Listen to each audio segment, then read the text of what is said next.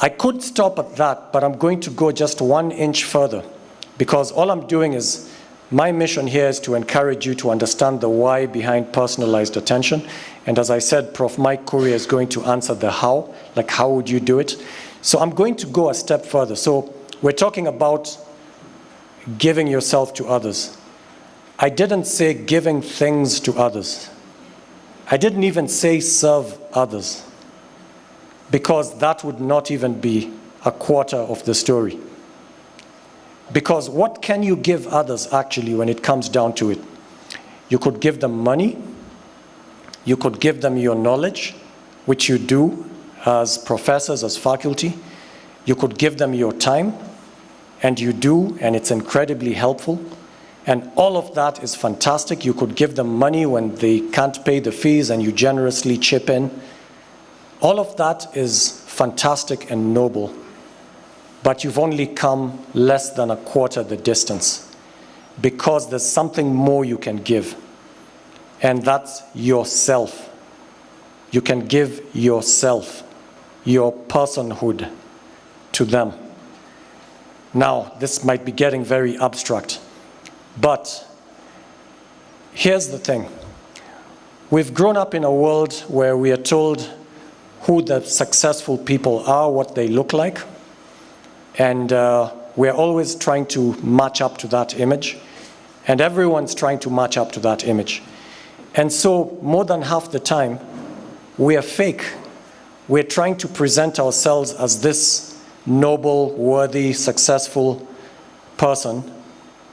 But that's not you. That's not you. That's not your individual, unique person. This is the fake person that you're presenting to the world. So what does the world want? They want more credentials.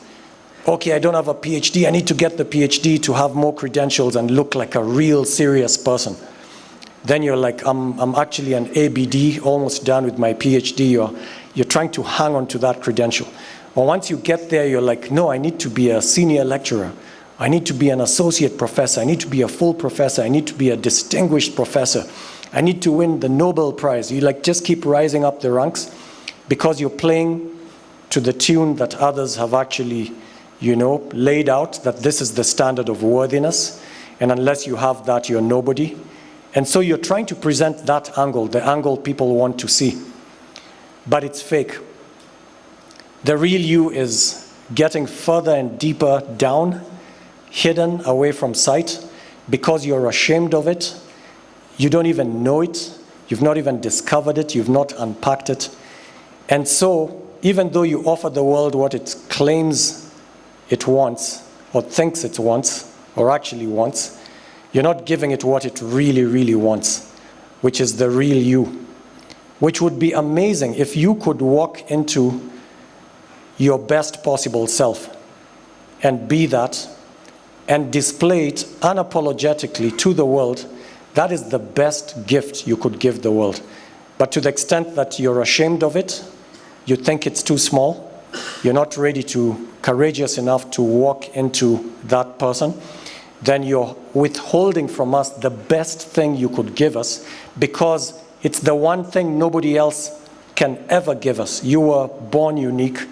You're hiding that uniqueness. You're becoming general, or you're trying to seek a certain particular that isn't you, and offering that to the world instead. And what a waste, what a tragedy. So I encourage you, as part of what you might take away from this talk, is discover yourself. And it's beautiful. How could anything God created be anything less? Maybe you just haven't discovered it, but you are beautiful. You are good. And that myth that you have to do a lot to become worthy is just that, a myth. You already have the best thing. It's been given to you for free. You just have to acknowledge it, accept it, and then walk into it. Everything else is just tagged on. It's a nice to have, it's a plus. But anything you do can never make you better than what God already gave you. What you've received is already bigger than anything you will achieve.